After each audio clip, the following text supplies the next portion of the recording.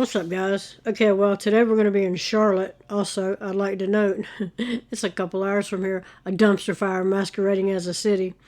And there's a drug bust that's gone terribly wrong. You have the FBI task force, and then you have two cops that are just supposed, not part of the task force, supposed to hold the perimeter. One of them's a female. Can you guess how bad this is about to go? Anyway, they're going to try to make entry into the house. When they do, a female is going to present with a gun. The task force is going to start shooting and backing out, and then the female is just going to start shooting at them. Anyway, can't make this up. Charlotte, yes, dumpster fire. Also, I'd like to note like 90% of people that watch these videos are not subscribed to the channel. Click the button and we'll move along. Charlotte, North Carolina, drug bust gone wrong.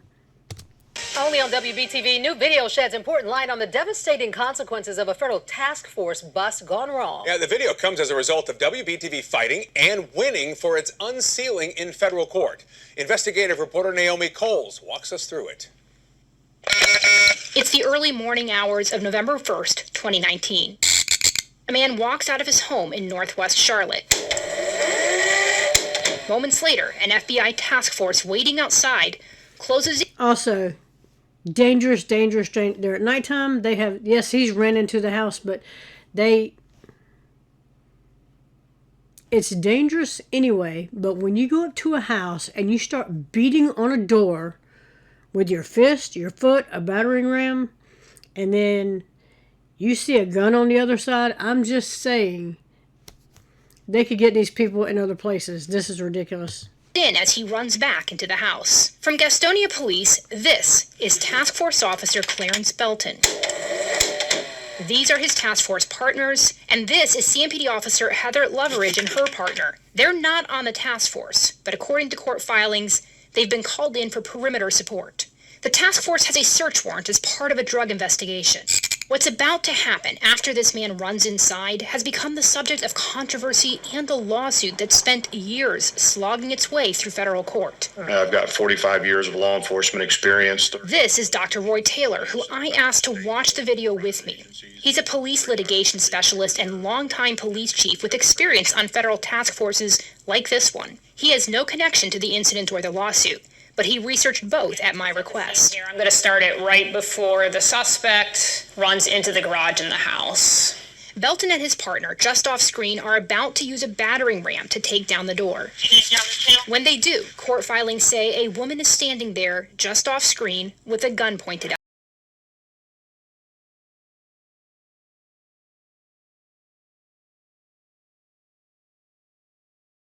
out of the garage while continuing to take fire. Hard to see here. It adds legitimacy to the fact that he was actually crawling. There he is right there. You can just make out his profile. As he crawls, CMPD Officer Loveridge fires at him.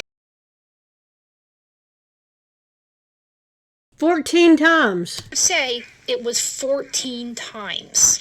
Loveridge would testify in court. She had heard the shots fired in the Shot at him 14 times. He isn't dead. Doorway, saw no officers left in the garage, and thought Belton was the suspect. Belton was the only black officer on the task force, and the suspect, Loveridge had been told, was also black. If a person is crawling toward you without a visible gun, is that something you can shoot at?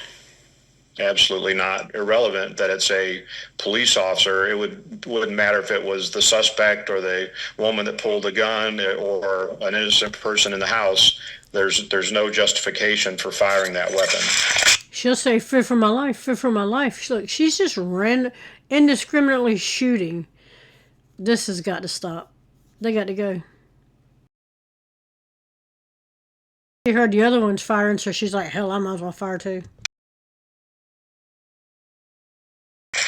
Also, did they not have a meeting beforehand so they could all kind of, I don't know, look at each other and figure out who is who? I'm just saying, it's not like they just got on the phone and said, hey, be at this place at this time and we're gonna execute a search warrant. No, they have briefings. How does she not know? And he has a vest on. I'm just throwing that out there. Belton survived, but with permanent injuries. Officer down, start that way. He's suing Loveridge in the city of Charlotte for negligence. At the heart of the case, a test of the... No, he should sue her independent of Charlotte. The taxpayers are done paying for the bullshit. Let her pay for it. leading legal decision that governs much of the modern-day use of force nationwide. That's Graham versus Connor, a Charlotte incident that went all the way to the U.S. Supreme Court in 1989. It's a legal decision that Dr. Taylor says all officers, including those at CMPD, are trained on multiple times. No, not in her defense. She should know what she's doing. She can kill you, and she damn near did. Situation, but again, you don't use deadly force unless there is a threat of deadly force being used against you or Again, she's going to say fear for my life. somebody else. But there are larger issues at play, as this video shows. Loveridge, for example, has pointed to how difficult it was to see the words police on Belton's vest. Dr. But he still had a vest on. Taylor sees this case as one where different decisions from the task force after the suspect ran inside could have changed the outcome. This is much more than a few task force officers really should tackle. They really should pull back, secure the perimeter, and wait for reinforcements to come. Is there a larger conversation to be had about the training and the regulations for these types of missions? I think so. 1223, we got shots fired out here on Oakburn. Reporting in Charlotte, Naomi Coles, WBTV, on your side. Officer out there, 10-4. Only Stop. Only on WBTV, new video sheds important light on the devastating consequences of a federal task force bus gone wrong. Yeah, the video comes. Now, stop. Let's go down to comments. Seriously, this lady cop didn't know the guy who was on the team. What a stunning display of incompetence. Yes, in other words, she was so scared she was going to shoot at anything that moved. Man, woman, child, dog, cat, bird, shadow, nothing at all, until she ran out of bullets. Absolutely, she completely magged on. If you're that scared, you shouldn't be a cop or have a gun. I'm just saying, of her own shadow. She heard an acorn cop going, laughing my ass off. That's a whole lot of bad apples. The whole orchard is rotten. That officer was actually shot by two of his fellow officers that day. She was just the one who mag dumped on him while he was crawling away unarmed. Blue on blue. They'd be scared of shadows, acorns, gas nozzles. I got a gas nozzle one coming up. We investigated ourselves and found our wrongdoings. Absolutely. So many reasons this hasn't made mainstream news.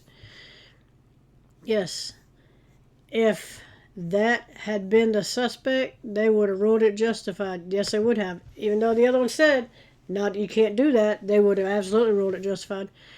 That sure didn't look like a perimeter support to me. Next time, secure the perimeter, not the garage.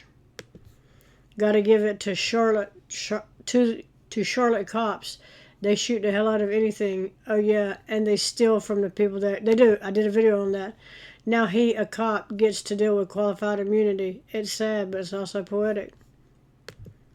He was black. She feared for her life. I knew what to expect as soon as I heard Heather. Anyway, that's where we're at with this one. Good one.